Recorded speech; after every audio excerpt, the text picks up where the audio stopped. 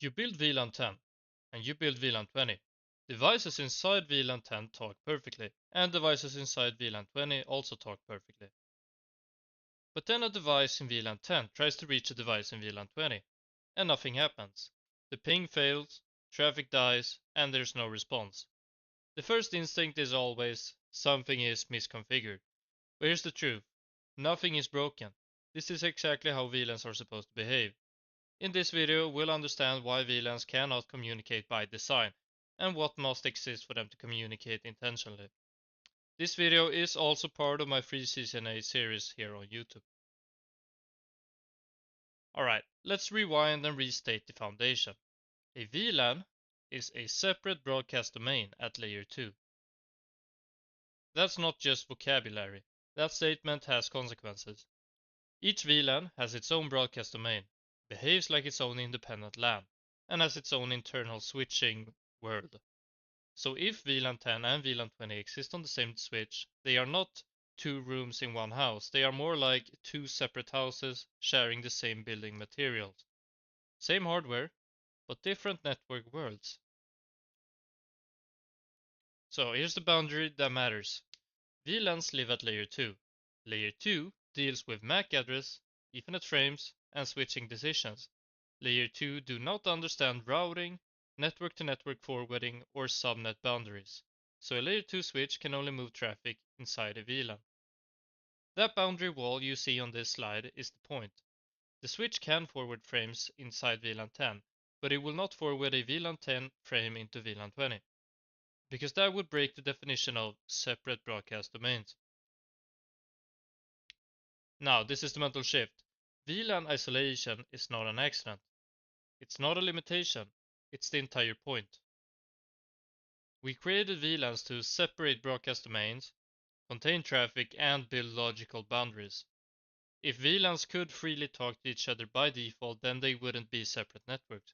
So when VLAN 10 can't reach VLAN 20, that is the proof of VLAN design working correctly. So, let's narrate what happens when a device tries to cross that boundary. A PC in VLAN 10 wants to reach a device in VLAN 20. It sends traffic to an IP that is not in its own subnet. So what does the PC do? It doesn't try to guess a MAC address for the remote device.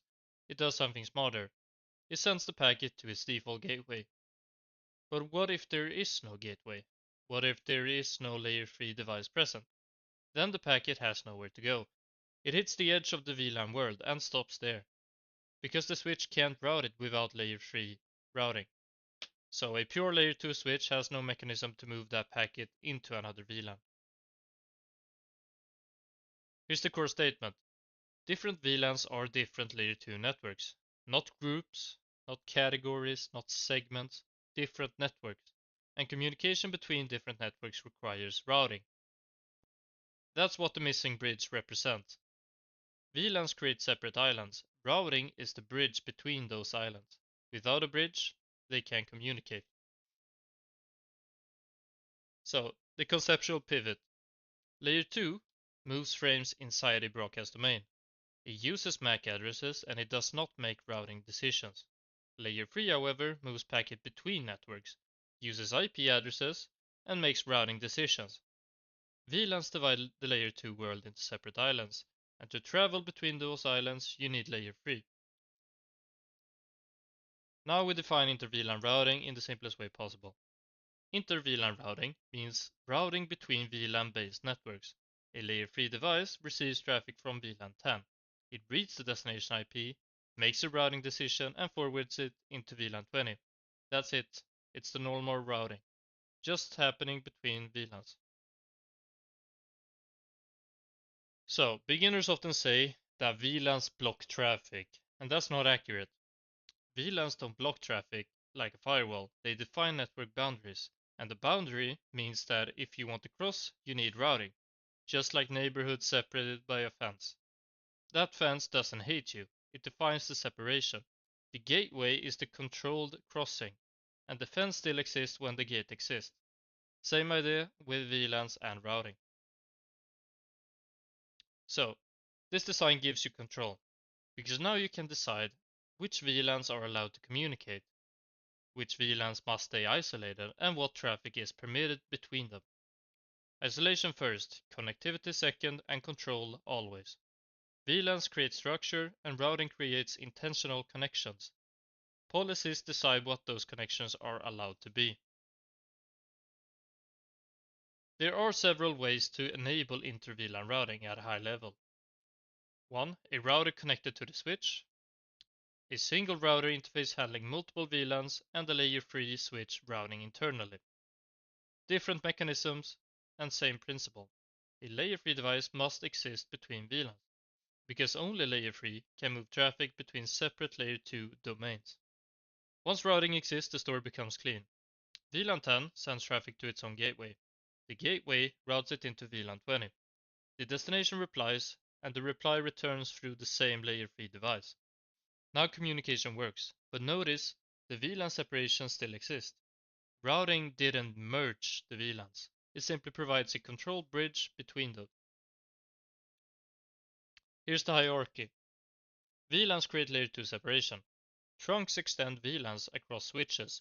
Routing connects separate VLANs, and policies control what's allowed.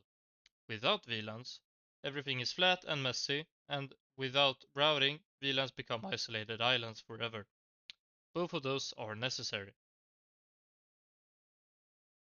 Let's clean up the common misunderstanding. 1. VLANs are broken because they can't communicate. No, their whole job is to separate. Switches should route automatically. Only if it's a layer-free switch, otherwise no. If VLANs are on the same switch, they should talk. No, physical proximity does not remove layer 2 boundaries, so same hardware does not mean the same network. Alright, final summary. VLANs are a separate layer 2 network. Layer 2 cannot route between networks. VLANs are isolated by design. Communication between VLANs require layer-free routing. Inter-VLAN routing is simply routing between VLAN-based networks. Isolation is intentional. Connectivity must be deliberate.